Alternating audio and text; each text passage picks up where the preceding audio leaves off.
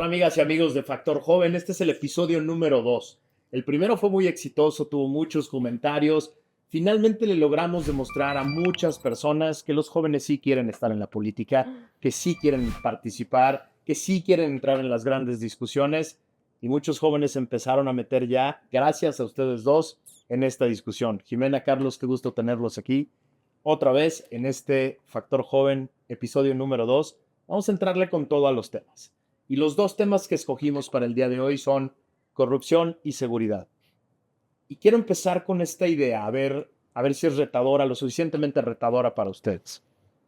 La corrupción en México se ha normalizado de tal manera. Hay tantos escándalos hoy en México que escucho a los jóvenes decir dos cosas.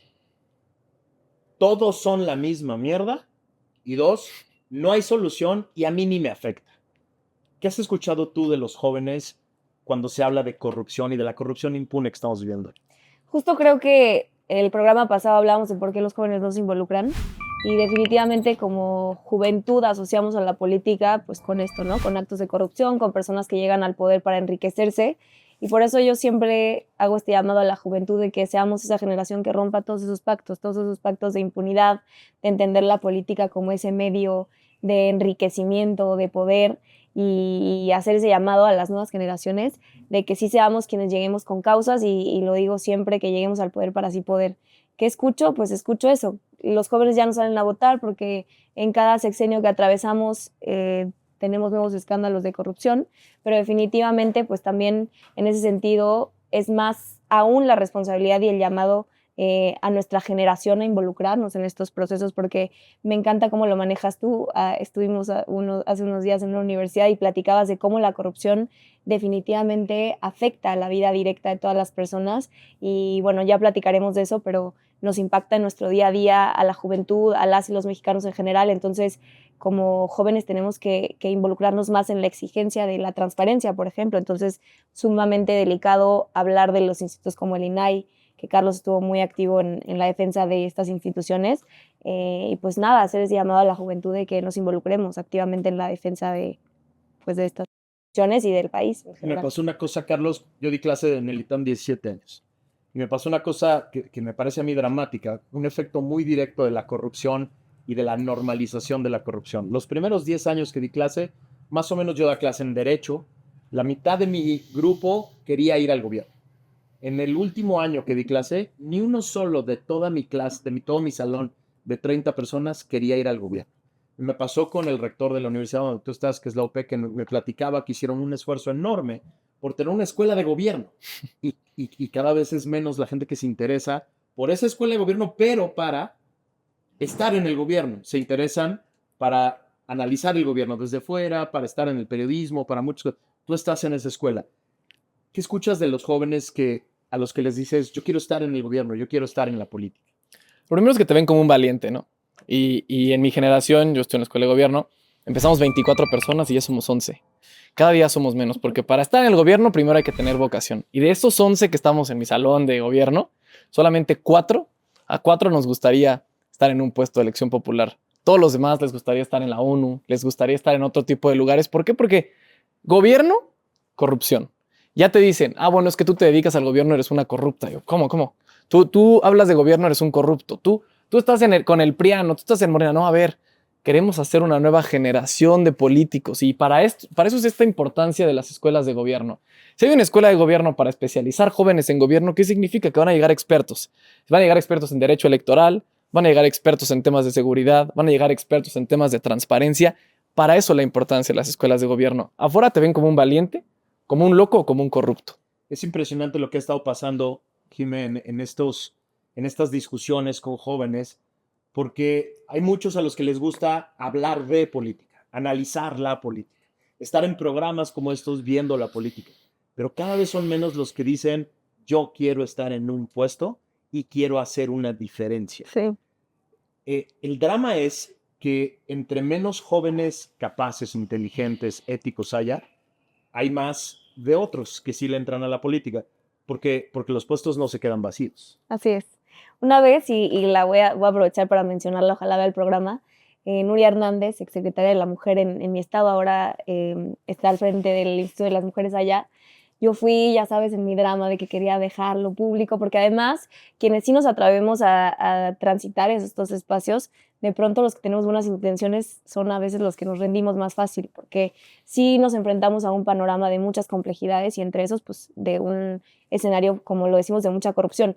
Y Nuria me dijo, si tú dejas el espacio que tienes, alguien más lo va a ocupar inmediatamente. Esos espacios se ocupan así, pero ¿qué persona va a estar ocupando ese espacio? Y por eso decirle a la juventud que los cambios reales y las transformaciones reales a lo que pasa y acontece en la vida pública del país, en la sociedad, desafortunadamente o afortunadamente sí se hacen desde los espacios de representación, desde el servicio público, desde la administración pública, y por eso tenemos que estar más jóvenes al frente de estos espacios y jóvenes diversos, porque de pronto entendemos la política como ese espacio reservado a quienes estudiaron economía, derecho, etcétera. Claro que no. Política hacemos todas y todos los mexicanos, independientemente. Tenemos de ejemplo a Héctor Jaime, ¿no? Que hoy está coordinando la mesa de salud en el equipo de Xóchitl Gálvez, que él es un médico y hoy es diputado federal, porque necesitamos representación de diversas áreas en estos espacios y yo creo que esa es la responsabilidad más grande que tenemos hoy. No solamente el llamado a los jóvenes a salir a votar, que me parece que eso es en donde yo choco un poco con los adultos que dicen que los jóvenes no participan, pero lo ven solo así con el día de las votaciones. La responsabilidad que tenemos es llamar a la juventud a involucrarse en los procesos políticos, haciendo comunidad, adentrándose en lo que pasa en las decisiones de su universidad, pero también en la vida pública y o sea, viendo como una posibilidad de estar en la toma de decisiones, independientemente de la profesión o la vida que tengan. Ahora estamos viendo un drama, Carlos. Juventud no quiere decir ética e integridad. Claro que no. Los casos más dramáticos que hemos visto en los últimos meses en este país tienen que ver con jóvenes. Estábamos muy acostumbrados a épocas del viejo PRI y otras en las que los corruptos, los grandes corruptos, los corruptos de los grandes montos, de los grandes esquemas de corrupción, eran los Bartletts, los viejos zorros que movían los temas. Hoy tenemos un drama enorme que quizá todavía aleja más a los jóvenes, que el peor escándalo de corrupción en este momento es que los Juniors López, los hijos del presidente, El clan. jóvenes, amigos cercanos, están moviendo cantidades bestiales de dinero a través de una gigante red de tráfico de influencias y sobornos para desviar recursos. Son jóvenes, son personas de una nueva generación que están haciendo lo mismo o peor que antes. ¿Qué quiere decir esto para este rango de edad? Lo primero, tú decías algo. Ya nos acostumbramos a ver la corrupción como algo cotidiano. Todos los días hay una nota diferente de corrupción y y nadie dice nada. Y bueno, ya salió algo más de los hijos del presidente, pero esta frase va a quedar marcada en el sexenio. Ya cuando se descarrile el tren, ya va a ser otro pedo. Eso es la llamada de los primos de los hijos del presidente. De un joven. De un joven. Diciendo, bueno, hay que cortarlo, nos sale más barato. Si se descarrila el tren, ya es otro pedo. La negligencia y la corrupción matan. Matan mexicanos, matan jóvenes, matan al turismo y a la gente que viene a México. No te importa, de verdad no te importa. Se cayó la línea 12. ¿Es en serio no te importa? Más de 50,000 alumnos se mueven por el transporte público en la Ciudad de México. Y la mitad de la gente que se mueve en el metro de la Ciudad de México también vienen del Estado. O sea, no estamos dimensionando que por más que sean hijos del presidente, son corruptos. ¿Cuántas carpetas se han abierto en contra de los hijos del presidente? 0. De Pío, 0. De toda la familia del presidente, 0. Entonces ya si eres familiar o amigo de un presidente, ya no se te va a juzgar, ya no te van a investigar. Eso es lo que está pasando, pero dicen no, con un joven o un adulto también dice, a mí no me afecta esto. Sí te afecta, porque si un día vas al Tren Maya y se descarga el tren y te mueres, pues sí, ya va a ser otro pedo. Pero esto es muy dramático porque, en dos sentidos, porque para muchos jóvenes que están viendo esto y están viendo la danza de los miles de millones en estas personas, puede ser muy atractivo. Entonces la política es el lugar para hacerse rico, es el lugar para tener mucha influencia y poder mover muchos recursos. Y para otros jóvenes ya ven, no es un tema de viejos, no es un tema de llegar y echarse a perder con los años. Es un tema del poder, el poder echa a perder desde las personas más jóvenes. Sí. ¿Cómo quitamos esta desesperanza que genera estos casos? Yo creo que a mí de pronto sí me brinca mucho que tenemos el tema de la juventud muy romantizada. Sí. A los foros a los que voy digo, pues es que es mentira, o sea, es mentira que somos el futuro y el presente y ya por eso llegamos limpios y sanos. No es cierto. tenemos que hablar del tejido social, de lo que estamos construyendo en sociedad. Hay un libro que me gusta muchísimo y que lo recomiendo a las personas que nos estén viendo, que se llama Los hombres que ya no deberíamos ser, de Octavio Salazar, pero tiene un capítulo interesantísimo que habla de por qué para los hombres desde muy temprana edad es muy ambicioso entrar en la política, ¿no?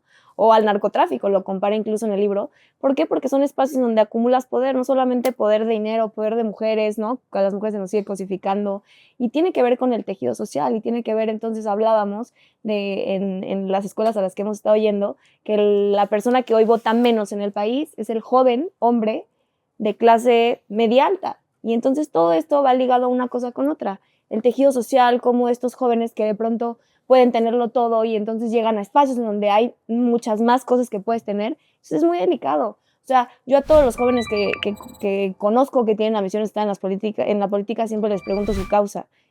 Muy pocas veces me pueden contestar su causa. Y para mí, un joven que quiere transitar en el espacio público sin una causa es un joven que quiere replicar lo mismo que vemos ya, ¿no? La política rancia y asquerosa de toda la vida, de enriquecerse, no solamente hablábamos con dinero, sino con todo lo que implica el poder. Yo creo que analizar el tejido social desde ese sentido es muy interesante, y a mí me encanta poner como ejemplo, que es mi origen, pero pues a la lucha feminista, que habla de todo esto, ¿no? De ir eliminando todas estas formas de convivencia y de percibir los espacios políticos, públicos, porque no tienen que ser la ambición del joven llegar para enriquecerse y para tener más y acumular más poder. Tenemos que ver y entender la política como ese espacio de transformación de las causas que nos importan, De servicio. de servicio. Ayer se me acercó en este evento que estuvimos en en una universidad privada en la Náhuac. Se me acercó un joven muy con ganas de tener un consejo y me decía, me están ofreciendo cargo en un municipio del Estado de México. Y al mismo tiempo me están diciendo que me ayudan a llegar, pero que después va a haber una transacción. Y mi recomendación fue, olvida esa política en este momento y prepárate, estudia, haz una maestría, ten una causa, ten claro para qué quieres llegar. ¿Cómo debería de ser el camino de un joven que quiere entrar a la política para llegar con más herramientas para resistir estas tentaciones del poder que son brutales, ¿eh? Y de estas cantidades de dinero que puedes manejar y de decisiones muy importantes que puedes tomar? ¿Cómo se debe preparar un joven para esto? Es que yo no te voy a decir que todos los diputados deberían de tener carrera y maestría. Yo no estoy de acuerdo con eso. Por el México en el que vivimos, y muchísima gente de la que nos va a ver y me van a mentar la madre porque van a decir, es que tienen que estar los mejores. Es que los mejores no son los que tienen maestría, doctorado. Esos no son los mejores. Los mejores son los que tienen causas. Los mejores, hay muchos jóvenes que no tienen la oportunidad de estudiar o no tienen una escuela cerca. Ellos tienen causas y ellos tienen una causa por la cual viven. Y esa causa la pueden ir a representar a las cámaras. Pueden ir a la Cámara Alta, a la Cámara Baja a representar esa causa. No tiene que ser un doctor en economía, no tiene que ser un doctor en administración pública. Puede ser un joven con causas honestas. Y bueno, a ver, a mí lo que me choca es que dicen, es que no tiene experiencia. ¿Experiencia de qué? ¿De robar? ¿Cuántos de ustedes han empezado a trabajar con experiencia? Ninguno. Todos empiezan desde cero, empiezan poco a poco, empiezan aprendiendo, empiezan haciendo. Hoy se empiezan a abrir espacios. Y desgraciadamente vivimos en esto, en el moche o en el diezmo para el partido. Pues ya vemos lo que está pasando en Colima, que están diciendo los trabajadores de Colima que les están quitando su sueldo, una parte de su sueldo, para darlo a Claudia. Eso es lo que estamos enfrentándonos. Yo sí creo que hay que prepararnos, hay que tener causas y sobre todo tiene que llegar la gente correcta. No tiene que llegar el doctor, el maestro, no. Es un plus y va a funcionar, pero si tú quieres dedicarte a la política y eres ingeniero, vamos a tener una presidenta ingeniera, nada más lo digo, y Xochitl. Pero lo que quiero decir es, lo decía ya Jimena, para ser un buen político, un buen servidor público, no hay que ser abogado, no hay que ser economista, no hay que ser de administración pública o de gobierno, puedes ser de cualquier carrera, puedes tener una causa, y ahí es en donde están los mejores políticos. Ahora vamos a hablar del impacto, porque también he escuchado para muchos jóvenes que creen que, pues, de modo, se enriquecieron los hijos del presidente, se enriquecieron los amigos del presidente, y pues a mí qué, ¿no? Es decir, yo vivo bien, o sea, jóvenes de clase media alta, de universidades privadas, que dicen, pues a mí qué chingados, se enriquecieron ellos, se hicieron de lana ellos, a mí no me impacta, a mí no me pega. Sí les impacta. ¿Cómo le explicarías a un joven que la corrupción, y sobre todo la corrupción impune, sí tiene un impacto en su vida? Híjole, hablábamos, recientemente fue el 8 de marzo y veíamos todos los recortes en programas que prevenían algunas situaciones que nos atraviesan a las mujeres, y de pronto ahora la narrativa es que ¿dónde está ese dinero? Bueno, ese dinero está en los caprichos del presidente, en el Tren Maya, pero entonces tenemos menos presupuesto para refugios. Una mujer que abandona un hogar violento en los primeros 3 meses tiene más probabilidades de ser asesinada. Aumentó la incidencia delictiva de una manera desastrosa. Xóchitl Gálvez arrancó en Fresnillo y a mí me gusta poner como ejemplo a Zacatecas. Les quitaron el fondo minero, que era un fondo que dotaba de recursos a esos municipios para hacerle frente a la seguridad, a la inseguridad. ¿De qué otra manera, con todos estos recortes, eliminaron estancias infantiles, escuelas de tiempo completo para mujeres? Eso hace un detrimento en la vida de las mujeres porque ahora seguimos perpetuando la idea de que son las eternas cuidadoras. Las mujeres ya no pueden salir a trabajar, a hacerse económicamente independientes porque tienen que solventar los cuidados del hogar, cosa que ya estaba al cuidado del Estado. ¿Y por qué se quitó el dinero de estos programas? ¿Por qué se recortaron, pues sí, estos fondos? Pues precisamente por actos de corrupción, ¿no? Porque se fueron a los caprichos, al Tren Maya, a una megafarmacia que no tiene medicamentos, a una refinería que no refina. ¿Y por qué la insistencia del presidente de estas obras? Pues evidentemente lo estamos viendo porque sus hijos se están enriqueciendo y sus allegados, ¿no? Entonces, definitivamente los actos de corrupción permean en la vida diaria de las personas. Se quitaron los programas de prevención y de tratamiento al cáncer cervicouterino, por ejemplo, y es la tercera causa de muerte de las mujeres en este país. Entonces, son los ejemplos claros de cómo nos atraviesa pues estos actos de corrupción y cómo impactan la vida diaria de las personas. Porque esa es la conexión que hay que hacer, ¿no? Porque si hablas solo de los despilfarros del Tren Maya de un lado, o la eliminación de ciertos programas para mujeres, o el desabasto de medicinas por otro, y no los conectas, Claro. parecería que no hay víctimas en la corrupción, pero el tema es, lo vi, este reportaje brutal de Animal Político, el presidente eliminó los fideicomisos, 172 mil millones de pesos de fideicomisos que atendían gastos catastróficos en salud. Y se fueron, ese lana se dividió. ¿Dónde está? ¿En dónde está? Y se fue a la TESOFE. Y de ahí se fue a la triplicación de gasto del Tren Maya. Pero ya hoy sabemos que el Tren Maya tiene contratos multimillonarios que se manejan a través de la red de tráfico de influencia, que sale además no solo a los bolsillos de estas personas, sale a las campañas políticas. Entonces, si empezamos a conectar estos dos mundos, aquí no hay lana porque aquí hay lana y aquí se diluyó, podemos empezar a ver los efectos en la gente. Ahora, la gran pregunta de los jóvenes es, ok, ya te entendí, ya me hiciste encabronar con esta idea de que sí está conectado una cosa con otra y de que sí hay corrupción. Y la pregunta que me hace un joven siempre es, ¿yo qué? O sea, yo como le entro a este mundo gigantesco de la política con estos miles de millones y de estas propuestas complejísimas de entender. Es que no nos confundamos. Cuando alguien dice tienes que involucrarte en la política, no te están diciendo que seas diputado o que seas senador o que te dediques a la política. Te están diciendo concéntrate en lo importante. ¿Qué es lo importante? No tiene nada de malo que hables con tus amigos en lugar de hablar todo el día de fútbol, decir, oye, es que estamos jodidos por esto. Es que se están robando este dinero. Es que esto sí afecta. ¿Por qué mucha gente piensa que no les afecta? Es que acaban de decirlo. La mega farmaciototota, ¿no? Bueno, ok. ¿Por qué les afecta que no haya medicamentos? Tus abuelos tienen medicamentos, tus papás tienen medicamentos. Ahí empieza a afectar. ¿Cómo le podemos hacer? Algún día métete a una página donde estén dando una noticia y sube a tu historia Primero una. Invita a tus amigos a votar. Hoy la forma de involucrarte en política es viendo las propuestas de las candidatas y el candidato, para no dejarlo fuera porque se enoja. De los tres, ¿cuáles son las mejores propuestas? Compara quién ha gobernado y cómo han gobernado. Ve qué es lo que está pasando. No te quita nada 5 minutos al día, 10 minutos al día. Lee rápido. Hay muchas páginas que te mandan todos los días en las mañanas las noticias más importantes de México y del mundo. Si lees eso todos los días, ya estás informado, ya vas a hacer un voto informado. Si hablas con tus amigos, si tú llevas a votar a 10 personas y les dices, no me importa por quién vayas a votar, pero ve y vota. Esa es la diferencia de una persona que se involucre o no se involucre en política. La política no solamente es el 2 de junio. La política empezó desde que naciste y todo lo que ha pasado ya afectó hasta hoy. Ahora, hay el otro drama, además de la corrupción impune que tiene todos estos efectos, el otro drama que viven y sienten directamente los jóvenes, quizás se percibe mucho más claro que la corrupción, es la inseguridad. O sea, ahí sí es muy difícil que un joven te diga, ay, ¿a mí qué? ¿No? De alguna u otra manera todos lo hemos sufrido, pero hay unos jóvenes que se están jugando la vida más que otros en este país, ¿no? Sí. ¿Dónde están? Tú vienes de Michoacán, tú viviste en Michoacán, ahí naciste, ahí generaste todo tu activismo. ¿Qué vive hoy un joven de Michoacán? primero decir que estamos ante un escenario catastrófico para la juventud en el país. Este es el sexenio más violento de la historia moderna. Aumentó un 64% la desaparición en jóvenes. Hoy, si eres un joven menor de 25 años, tienes hasta un 50% más de probabilidad de ser asesinado. La principal causa de muerte entre la juventud es el homicidio doloso, y por supuesto que eso se magnifica en territorios controlados por el crimen organizado. Creo que estamos hablando de que hoy en el país hay un 35% de territorios ocupados por el crimen organizado, es decir, un porcentaje enorme.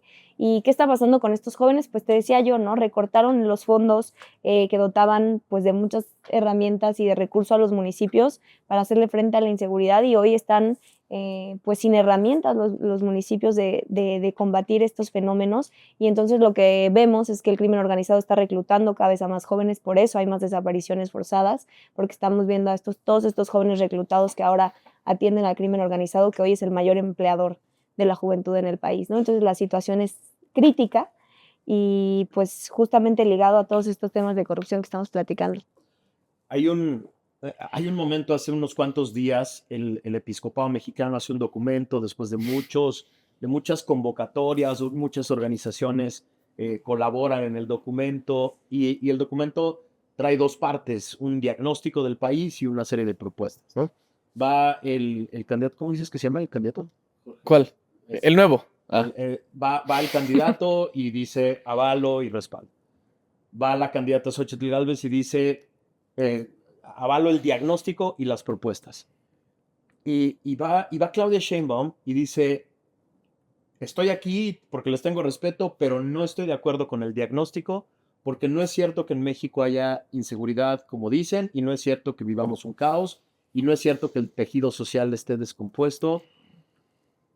¿Cómo interpreta un joven a la candidata del partido en el gobierno que niega la realidad y dice: no es cierto, no, vivimos a toda madre? ¿Cuál miedo? ¿Por qué tienen miedo si vivimos bien? ¿Tienen miedo los jóvenes hoy? Claro, a ver, lo primero, ¿cómo se atreve a decir? Primero, ella dijo que estamos muy bien y que no está de acuerdo. Bueno, lo voy a afirmar, pero no estoy de acuerdo. Pero el presidente salió a decir que no han bajado la extorsión en México. En 2023 extorsionaron a 10,974 personas en el país. Y el presidente lo aceptó, dijo: no hemos bajado la extorsión. Es un presidente, porque es que estaba contrastando hace rato el tema del presidente y Claudia. Las propuestas de Claudia son las mismas del presidente.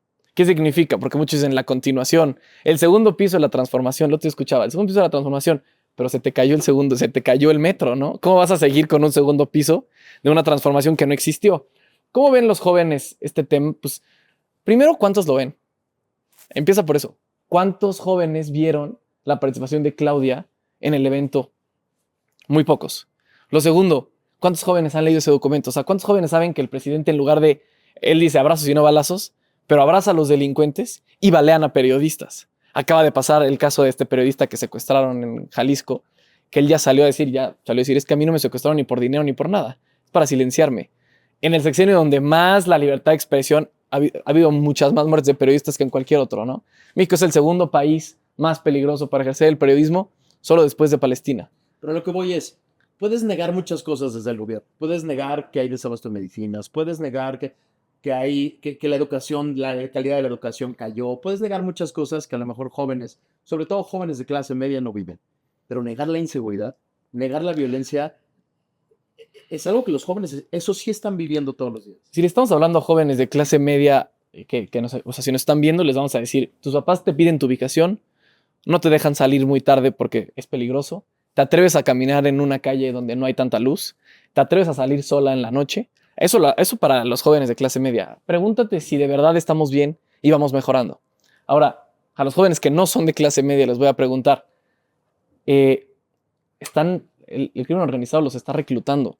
Y cualquier persona diría: sí, si mis papás no tienen medicamentos, si no estoy estudiando, si tengo que darle comida a mis abuelos, si tengo que cuidar a mis hermanos, si tengo que buscar dinero en mi casa, claro que muchos de ellos se van con el crimen organizado. Yo no los juzgo porque están buscando ganarse la vida de cualquier manera, porque el gobierno, el Estado, no te está dando lo que te tiene que dar. Esos son los dos contrastes. Tú como joven te preocupa que vas a tener que llegar temprano de tu casa del antro, pero al otro joven que está con el crimen organizado le preocupa que tiene que buscar dinero para llevar a su casa. Y un drama que es importante reconocer, y de pronto tenemos que olvidar este chilangocentrismo de pensar en los jóvenes de clase media de la Ciudad de México y pensar en los jóvenes de Chiapas, en los jóvenes de Guerrero. No me imagino qué es ser un joven guerrero en la Sierra de Guerrero o en Chilpancingo o en Sí. Acapulco, o qué es ser un joven hoy en Zacatecas o en Veracruz. Este drama que los jóvenes chilangos o de ciertas ciudades ven un poco de lejos, de pronto hace que se nos olvide el drama de millones de jóvenes que viven en ciudades medianas y pequeñas que son realmente inhóspitas, son ciudades donde la vida no existe. Tú has convivido con jóvenes de todos los lugares del país. ¿Qué te dicen sobre la vida en estos lugares? Sí, yo creo que importantísimo eso. Las mujeres feministas decimos todo el tiempo que el privilegio no te nuble la empatía. Hace un momento me preguntabas por los jóvenes en mi estado, Michoacán, y a mí me parece lamentable decirte que en mi estado, en la ciudad, en la capital, si yo le pregunto a cualquier joven si ha perdido algún amigo o algún conocido a manos del crimen organizado, a manos de la violencia, yo estoy segura que ninguno podría decir que no. Es decir, todos nosotros hemos perdido algún conocido, algún cercano por algún tema de violencia. Y pues esas son las cosas que enfrentamos como juventud y por eso pues la insistencia en que seamos más los que nos atrevamos a estar en estos espacios, ¿no? Y por eso creo que sí tiene que ver con que pues sí son los jóvenes que les atraviesan estas cosas los más interesados en la vida pública, sí, eso es una realidad.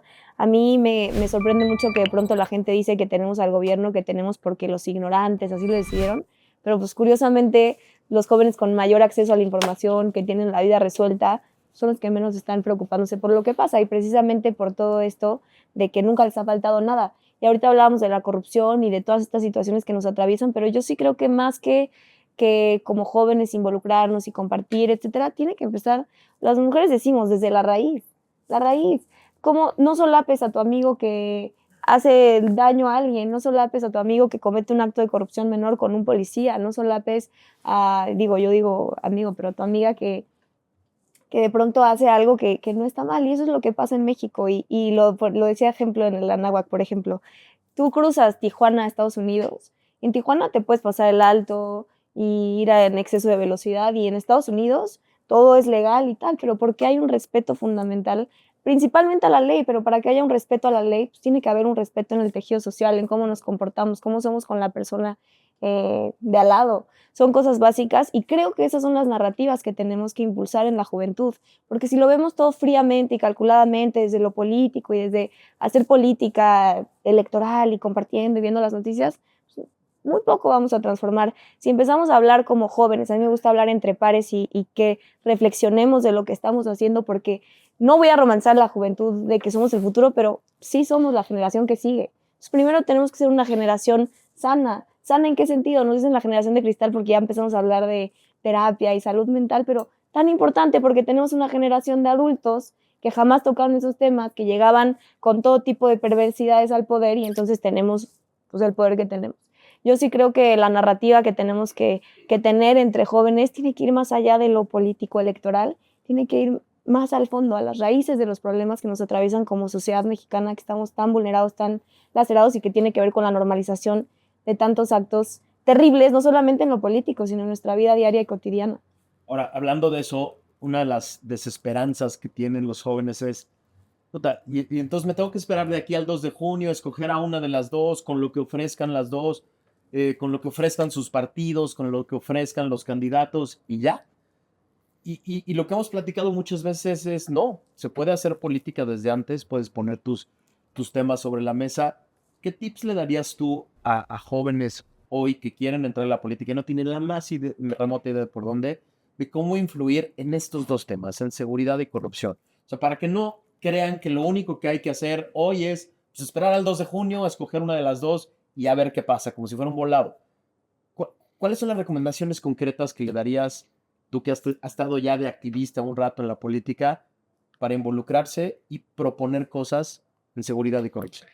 Primero te voy a contestar algo que acabas de preguntar, que es ¿qué es ser joven en Zacatecas? Y ser joven en Zacatecas es que te secuestren con tus amigos, que el crimen organizado te secuestre, haga que se maten entre ustedes y reclute al más fuerte. Eso es ser joven en Zacatecas y ya lo habíamos visto en varios casos. Ahora, ¿qué le diría a los jóvenes que quieren empezar en política? Y vamos a volver a repetirlo. Encuentra tu razón, encuentra tu causa. Ya que tengas tu causa, que digas, a mí me indigna muchísimo el tema de la trata de niños. Entonces, ¿qué tienes que hacer? Propón. Acércate a los partidos políticos. Bueno, si no te gustan los partidos políticos, acércate a asociaciones civiles. Acércate a esas personas que ya están en política. Empieza poco a poco. A ver, no estamos diciendo que los jóvenes, y lo dijimos la vez pasada, no ya porque, bueno, yo aquí quiero ser diputado, ser todos diputados. No. Empieza con causas, empieza en asociaciones civiles, empieza a proponer. Las candidatas y el candidato y todos los candidatos a todos los cargos de elección, les urge escuchar a los jóvenes y nos usan como algo político, pero no, les urge escucharnos porque las ideas innovadoras, las ideas de todo, lo tienen los jóvenes. Entonces, ¿qué es lo que debemos de hacer? Encuentra tu causa, acércate a gente que ya esté dedicándose a eso y poco a poco desde hoy empieza a compartir qué está pasando, empieza a decir qué te gustaría proponer, cómo te gustaría ver a México en el tema del animal, en el tema medioambiental, cómo te gustaría verlo y ahí decide cuando veas las propuestas por quién vas a votar. Pero todo esto empieza ahorita, porque si no, el 2 de junio no vas a saber por quién votar, porque ni siquiera vas a tener idea, vas a votar por los que te dicen tus papás. Ahora, he escuchado también de muchos jóvenes y adultos también que dicen, es que le escribí al diputado tal por Twitter y no me contestó. Es que yo ya mandé una propuesta súper interesante sobre tal y no me pelaron y no la incluyeron en la propuesta de campaña. Tú, Jimena, que has recorrido ya este camino del activismo y de la sociedad civil organizada, platícale un poco al público, a mujeres jóvenes que como tú, ¿cómo es este caminito de ir haciendo activismo, de ir dejando tus ideas sobre la mesa, de ir influyendo en toma de decisiones? No es un caminito de mañana decido, levanto la mano, me pelan todos y ponen mis propuestas sobre la mesa. ¿Cómo es? El tema es que a la historia me remito. Los derechos no funcionan, que son los 3 Reyes Magos que dicen, ay, pobrecitas las mujeres que no pueden votar, les vamos a dar el voto. No ha funcionado así, porque las cosas que no tenemos hoy desafortunadamente tienen que ver con intereses. Entonces los tenemos un poco que arrebatar. Y eso es lo que hemos hecho las mujeres, por ejemplo. Y la gente, otra vez cegada por este privilegio, pues nos señala, ¿no? Y el típico, esas no son formas. Pero yo, por ejemplo, me he dado cuenta como sí, desde la exigencia, porque, a ver, a ellos les conviene no escucharnos y darnos largas y dejarnos pasar, pero si nos quedamos en una petición, pues muy probablemente va a fracasar. Si entendemos que tenemos que exigir que trabajen, porque finalmente son nuestros servidores públicos y que garanticen nuestros derechos y todo lo que queramos, pues primero desde la colectividad, ¿no? Organizándonos, teniendo rutas claras, teniendo una agenda de las cosas que queremos. El feminismo en ese sentido, el feminismo es un movimiento político y tiene bases y tiene militancia y tiene agenda muy definida y ya cuando tienes una ruta establecida, pues ahora sí transitarla es más fácil. Pero platícales tu caminito. Un día dijiste, ya estoy hasta la madre, quiero hacer algo. Y luego, ¿qué sigue? ¿Cuál es el siguiente paso de, ya estoy hasta la madre, ya decidí que esta es mi causa? No al otro día salías en Milenio y después salías en Foro TV. Hay un camino para llegar ahí. Sí, en mi caso, pues todos tenemos acceso a las redes sociales. En mi caso me preocupaba el tema de lo que nos atravesaba a las mujeres, pues empecé a escribir mis opiniones al respecto. Y resultaba que lo que yo escribía, de pronto alguien más compartía esa idea y ya le daba más difusión, más visibilidad. Y después me empecé a grabar y después encontré compartiendo mis ideas, mis preocupaciones, lo que me indignaba a un grupo de mujeres a las que también les indignaba lo mismo que yo. Y entonces fuimos tejiendo una red de apoyo, lo que nosotros llamamos colectivas feministas, y agrupadas, ahora sí, con la misma causa, con la misma agenda, pues fuimos generando estrategias, ¿no? Queremos que se vote esta iniciativa. Pues, ¿qué hicimos? Hacer la iniciativa de a gratis, así funciona. De a gratis y nos pedíamos que nos reuniéramos con muchísimos diputados y claro que la gran mayoría nos cerraba las puertas. Y entonces, no nos quieren escuchar, pues entonces nos parábamos afuera del Congreso a hacer plantones, etcétera. Y pues desafortunadamente hoy en este país funciona así, ¿no? Un poco a base de exigencias. Yo conozco mujeres que hacían plantones en fiscalías y las cerraban y hacían cosas enormes y se terminaron sentando con el fiscal y llegando a acuerdos de facto. Entonces, primero, teniendo una causa, después encontrando tu red de apoyo, personas que coincidan con lo mismo que tú, que tengan la misma visión. 2, generando una ruta, qué es lo que queremos, cosas puntuales, cómo lo vamos a conseguir, bueno, no funcionó así, entonces vámonos por acá, etcétera, etcétera, un poquito. Tú llevas rato en el activismo. ¿Tuviste que dejar toda tu vida y renunciar a toda tu vida para Nah. estar chingando el tema de la política. No, para Porque es nada. importante que les... O sea, intuyo que muchos jóvenes dicen, sí, pero entonces estos dos dejaron a un lado todo lo que hacían en su vida y se dedican de 100% a este tema. Tienes que dejar a un lado toda tu vida para dedicarte a esto. Para nada. Yo empecé primero pues estudiando gobierno y después me di cuenta que lo que más me apasionaba era el servicio. Y empecé con todo el tema de lo del INE, con todo el tema del INAI. Y yo sí iba y organizaba y estaba y les decía, oigan, es que nos van a quitar al INE. Y todos decían, y a mí qué chingo. Pues me van a quitar mi INE y que no, a ver, no. Hay más que eso, ¿no? No tuve que dejar nada. Al contrario, le doy una razón más a vivir a, oye, las instituciones, le doy una razón más, oye, nos están arrebatando al país, oye, se están muriendo jóvenes todos los días. Y poco a poco empiezas en política y empiezas con una causa y ya todas se vuelven las tuyas porque te empiezan a indignar las cosas.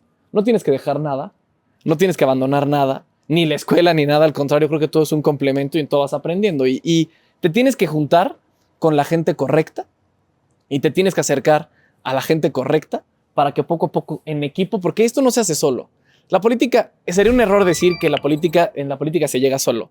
Llegas en manada, llegas en equipo y llegas con la gente que tiene los mismos valores que tú, las mismas causas que tú y que pueden contrastar también para hacer un México diferente, para hacer un México joven, un México de ideas nuevas, el México que merecemos, si así le queremos ¿Se hacen decir. buenos amigos en este mundo? Sí, se hacen buenos amigos. Mucha gente dice que la política no tiene amigos, pero claro que hay buenos amigos en la política. Y son diferentes, ¿no? Tienen alguna... Hay como un saborcito diferente en los amigos que haces en este mundo del activismo. Sí. Para empezar, es gente que comparte lo mismo que tú, las mismas inquietudes. De pronto es muy difícil ser un joven al que sí le indigna lo que está pasando y está rodeado de muchos más que ni siquiera se enteraron de la noticia.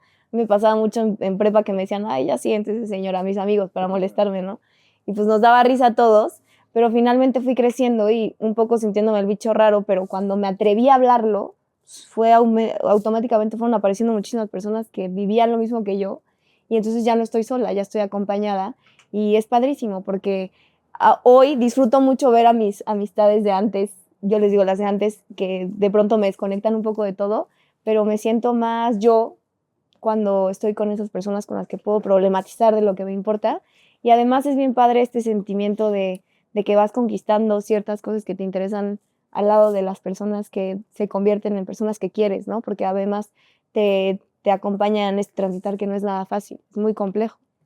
Eso es lo que queremos hacer en Factor Joven. Si se dan cuenta, yo, el viejito de esta mesa, solo trato de provocar discusión y diferentes temas, pero queremos hacer una comunidad con ustedes. O sea, queremos que Factor Joven se convierta en una gran comunidad de mujeres y hombres jóvenes que quieren estar en la política, que quieren participar. Y por eso la invitación es que vean este programa, que lo sigan cada 15 días, que lo vamos a estar sacando, pero además que lo compartan en todas sus redes, en todos sus chats, que comenten este programa, que nos digan de todo, que nos mienten la madre si quieren, pero que nos provoquen a seguir esta conversación, que esto sea una conversación permanente.